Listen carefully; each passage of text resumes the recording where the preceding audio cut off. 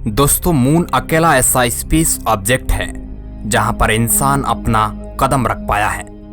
20 जुलाई 1969 को Apollo 11 spacecraft चांद की जमीन पर लैंड करता है। नील आर्मस्ट्रॉन्ग वो पहले शख्स होते हैं जो एयरक्राफ्ट से उतरकर अपना पहला कदम चांद की जमीन पर रखते हैं। हालांकि उनके साथ ब्रज एल्ड्रिन भी होते हैं और इन दोनों ने ही चांद पर करीब 2.5 घंटे बिताए थे। दोस्तों, उन्होंने तो 2.5 घंटे चांद पर बिताए थे, लेकिन उन्हें 2.5 घंटे वहां पर टिकाए रहने के लिए उनके स्पेस सूट ने एक अहम रोल निभाया था। और उसी स्पेस सूट के साथ साथ बाकी सभी इक्विपमेंट्स को बनाने में कई सालों का समय लगा, तब जाकर ये लोग वहां तक पहुंच पाए। और दोस्तों, इन्होंने चांद पर करीब 80 किलोग्राम के एस्ट्रोनॉट इक्विपमेंट पहन रखे थे। ये सब तो इन लोगों ने इन इक्विपमेंट्स के साथ किया, लेकिन आप जरा ये सोचिए कि अगर आपको चांद की सतह पर बिना किसी इक्विपमेंट्स के भेज दिया जाए तो कैसा होगा। तो चलिए दोस्तों, आज बिना स्पेस सूट के एक ऐसे रोमांचक सफर पर चलते हैं जहां आप वाकई हैरान हो जाएंगे। आपको आज चांद की एक ऐसी दुनिया से मिलाते हैं जिसके बारे में सोचकर ही आप दंग रह जाएंगे। तो दोस्तों, वीडियो पूरा जरूर देखना, बहुत ही इंटरेस्टिंग वीडियो है। हेलो दोस्तों, मैं हूं आपका दोस्त सुरेश सांचोरी। आप देख रहे हैं रहस्य टेलीविजन यूट्यूब चैनल। दोस्तों, इमेजिन करिए कि आप चांद पर हैं और जैसे ही आपने चांद पर अपने कदम रखे हैं, आपको तारों से टिमटिमाता काला आसमान दिखाई देने लगेगा। लेकिन आपके पास उस बेहतरीन नजारे को देखने के लिए समय नहीं होगा। बदकिस्मती से आपके पास सांस लेने के लिए कोई भी हवा नहीं होगी, क्योंकि दोस्तों मून में कोई भी एटमॉस्फेयर नहीं होता है।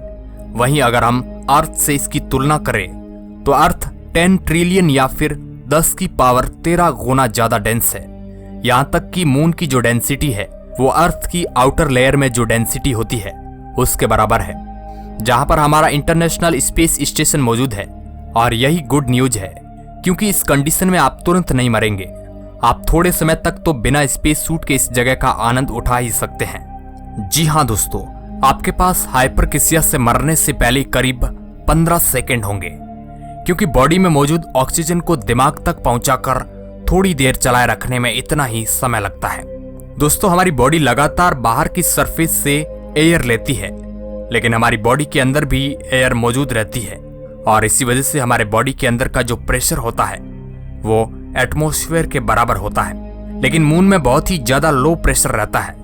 इसी वजह से नाइट्रोजन हमारी बॉडी से डिसॉल्व हो जाता है, जो बबल्स के फॉर्म में रिलीज होना शुरू हो जाता है, जिसकी वजह से आपकी पूरी बॉडी गुब्बारे की तरह फूलना स्टार्ट हो जाती है, यानी कि उसके अंदर सूजन आना शुरू हो जाता है। हालांकि आप फटते नहीं हो, क्योंकि आपकी स्किन की इलास्टिसिटी आपको ऐसा करने से रोक लेती है। लेकिन हाँ, ऐसे में अपनी सांसें रोकने की कोशिश मत करिएगा, क्योंकि इस तरह की प्रॉब्लम डाइवर्स को पानी में तैरते वक्त होती है।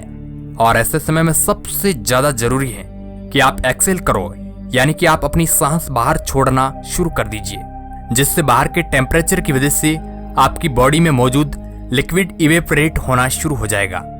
और आप ये महसूस कर पाएंगे कि आपका जो सलाइवा यानी कि थूक है वो आपकी जुबान पर ही उबलना शुरू हो जाएगा। लेकिन चिंता मत करिए, क्योंकि आपका जो ब्लड है वो अभी भी लिक्विड ही रहेगा। और आपकी बॉडी में मौजूद जो वेसल्स होती है वो दीवारों की तरह उनकी रक्षा करती है। दोस्तों, हम मून के टेम्परेचर को प्रोटेक्टेड तो नहीं कर सकते हैं, क्योंकि इसका टेम्परेचर दिन में 127 डिग्री सेल्सियस तक पहुंच जाता है। वहीं फिर रात के समय में चांद की सतह का टेम्परेचर गिरकर -173 डिग्री तक पहुंच जाता है। ऐसे में आप इस बात का अंदाजा बखूबी लगा सकते हैं कि कितनी तेजी से यहाँ का टेम्परेचर बदलता है। लेकिन इस पर भी आप ज्यादा विचार मत करिए, क्योंकि मून में एक पूरे दिन का मतलब होता है हमारे पृथ्वी के 29 दिन। जी हाँ दोस्तों, जितने समय में हम 29 दिन पूरे करते हैं, उतने समय में मून का एक दिन होता है। यानी कि यहाँ पर 14.5 दिन तक रोशनी होती है, वहीं 14.5 दिन अंधेरा। हालांकि अगर आप मून पर रात के समय चले जाएंगे तो भी आप तुरंत फ्रीज नहीं होंगे, क्योंकि हीट ट्रांसफर 3 तरह की होती है: कंडक्शन, कन्वेक्शन और रेडिएशन। और मून के वैक्यूम में आपको सिर्फ थर्मल रेडिएशन देखने को मिलेगा, जिसकी वजह से आप अपनी बॉडी की हीट बहुत ही धीरे धीरे खोएंगे। लेकिन आप स्पेस में नहीं हैं, आप मून की सतह पर हैं, जिसका यह मतलब है कि थर्मल रेडिएशन के अलावा एक अलग तरह का हीट ट्रांसफर होगा जिसे कंडक्शन कहते हैं। लेकिन मून की सतह हीट को इतनी अच्छी से कंडक्ट नहीं करती है। दोस्तों, अगर आप चांद पर दिन के समय में जाएंगे तो आपकी बॉडी में टैनिंग नहीं होगी, बल्कि आप सोलर रेडिएशन की वजह से जल जाएंगे, क्योंकि हमारी पृथ्वी पर ओजोन लेयर हमें इस तरह की अल्ट्रावायलेट रेडिएशन से बचा कर रखती है। लेकिन चांद पर आपके पास इस तरह की कोई भी प्रोटेक्शन मौजूद नहीं होगी, इसलिए इतनी गर्म सतह पर खड़ा होना असहनीय हो जाएगा।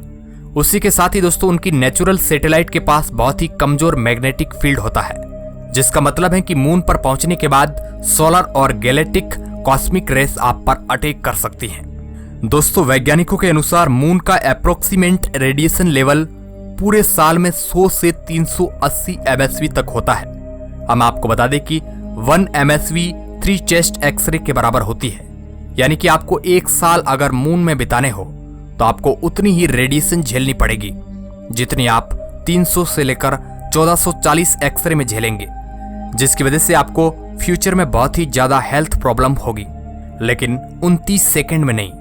और दोस्तों, हर 11 साल में कुछ ऐसी सोलर एक्टिविटीज होती हैं जिसकी वजह से एक्सरे और गामा रे बहुत ही ज्यादा मात्रा में निकलती है, जिसके कारण आप मून की सतह पर तुरंत मर जाएंगे। और दोस्तों, जो अगली परेशानी होगी वो और कोई नहीं बल्कि डस्ट, जिसे रिगोलिथ कहते हैं। और यहीं पर नील आर्मस्ट्रॉन्ग ने अपने जूतों के निशान छोड़े थे। चांद पर कोई हवा नहीं है, इसी वजह से तो निशान अभी भी वहां पर मौजूद है। और अगर आप मून पर गए हैं और आपके पास 30 सेकंड से ज्यादा वक्त बचा है, यानी कि आप 30 सेकंड में नहीं मरे हैं, तो आप इस निशान को ढूंढ सकते हैं, वरना तो 30 सेकंड आपको यहाँ के नज़ारे देखते देखते मरने में ही लग जाएगा। जी हाँ दोस्तों, आपको यहाँ जाने के लिए स्पेस सूट की जरूरत पड़ेगी, क्योंकि बिना स्पेस सूट के आपने देख ही लिया है कि किस तरह शांत सा दिखने वाला चांद भी कहर ढा सकता है। वैसे क्या कभी आप लोगों ने चांद की सतह पर मौजूद गड्ढों को देखा है? हम आपको बता दें कि वो गड्ढे मेटेओराइट्स के गिरने की वजह से हुए हैं। उसके साथ ही दोस्तों, मेटेओराइट अभी तक चांद पर स्ट्राइक करते हैं। हालांकि कई बार ये छोटे होते हैं, लेकिन कई बार इनका साइज बहुत ही बड़ा होता है। दोस्तों, उदाहरण के तौर पर हम आपको बता दें कि सन 2014 में स्पेनिश एस्ट्रोनॉमर्स ने यह बताया कि एक 400 किलोग्राम यानी कि 882 पाउंड का मेटेओराइट चांद की सतह से आकर टकराया था। और अगर आप इस तरह के जायंट मेटेओराइट के टकराए हुए एरिया के पास खड़े हैं, तो दोस्तों आपका ये जो 30 सेकंड चांद पर बिना स्पेस सूट के बिताने का सपना है, तो दोस्तों आपके पास ये जो 30 सेकंड चांद पर बिना स्पेस सूट के बिताने का सपना है, वो भी कम हो जाएगा। जी हाँ, मेटेओराइट के चांद पर टकराने की वजह से जो पार्टिकल्स वहां पर बच जाते हैं वो बहुत ही छोटे होते हैं, जिनका साइज 0.03 से लेकर 1 मिलीमीटर के बीच में होता है। और ये बहुत ही ज्यादा शार्प होते हैं, जिससे आसानी से आपके लंग को डैमेज कर सकते हैं। दोस्तों, मून की जो डस्ट होती है वो सोलर विंड पार्टिकल से भरी हुई होती है, और इसी वजह से पॉजिटिव इलेक्ट्रिक चार्ज की जरूरत होती है। और इन्हीं सब वजह से आपके आंखों में इरिटेशन के साथ साथ साइनसाइटिस की भी दिक्कत हो सकती है। दोस्तों, इसी तरह करते करते आपके 30 सेकंड चांद पर खत्म हो जाएंगे। उसके बाद ना आप बचेंगे और ना ही आपके पास कोई समय बचेगा जहां आप बिना स्पेस सूट के चांद के दर्शन कर सके हैं। क्योंकि दोस्तों, इतना कुछ होने के बाद आप ये सब कुछ समझ गए होंगे कि बिना स्पेस सूट के चांद पर 30 सेकंड भी गुजारना मुश्किल है। वैसे आप चांद की बात कर रहे हैं, कुछ लोग तो अर्थ पर भी सांस रोककर 30 सेकंड तक जिंदा नहीं रह पाते हैं, क्योंकि उन्हें आदत नहीं है। और हमें तो चांद पर सरवाइव करने की 0.0001% भी आदत नहीं है। ऐसे में हम वहां पर बिल्कुल भी सरवाइव नहीं कर सकते हैं। पर दोस्तों, चिंता मत करिए, क्योंकि अगर आपको भी चांद की सतह पर काफी समय तक अपना वक्त बिताना है तो आपको प्रोटेक्शन की जरूरत तो पड़ेगी ही। उसी के साथ ही हम आपको बता दें कि नासा ने अभी हाल ही में एक नया लूनर सूट बनाकर तैयार किया है, जिसकी वजह से लोग आराम से चांद पर ना सिर्फ रह सकते हैं बल्कि वहां से वापस भी आ सकते हैं। इस स्पेस सूट का वजन 91 किलोग्राम यानी कि लगभग 200 पाउंड का है। जैसे कि हम ये बात जानते हैं कि चांद की ग्रेविटी अर्थ से 6 गुना कम है, इसलिए इस स्पेस सूट को इस तरह बनाया गया है कि वहां पर किसी भी तरह की कोई परेशानी ना हो। और इस स्पेस सूट की मदद से ना सिर्फ एस्ट्रोनॉट चांद की सतह पर जंप कर सकते हैं बल्कि वो आसानी से चल भी सकते हैं। उसके साथ ही ये स्पेस सूट आपको चांद पर मौजूद रेडिएशन और डस्ट से भी बचा कर रखता है। और दोस्तों, अब जो आप बात सुनने वाले हैं उसे जानने के बाद आप वाकई में हैरान हो जाएंगे, क्योंकि इस स्पेस सूट को इस तरह डिजाइन किया गया है ताकि ये आराम से 8 घंटे आपको चांद पर बिताने का मौका दे। और ये अंदाजा लगाया जा रहा है कि साल 2024 तक नासा इस स्पेस सूट का इस्तेमाल करके एस्ट्रोनॉट को स्पेस में भेजेगी और साल 2028 तक चांद पर पहला बेस तैयार करेगी।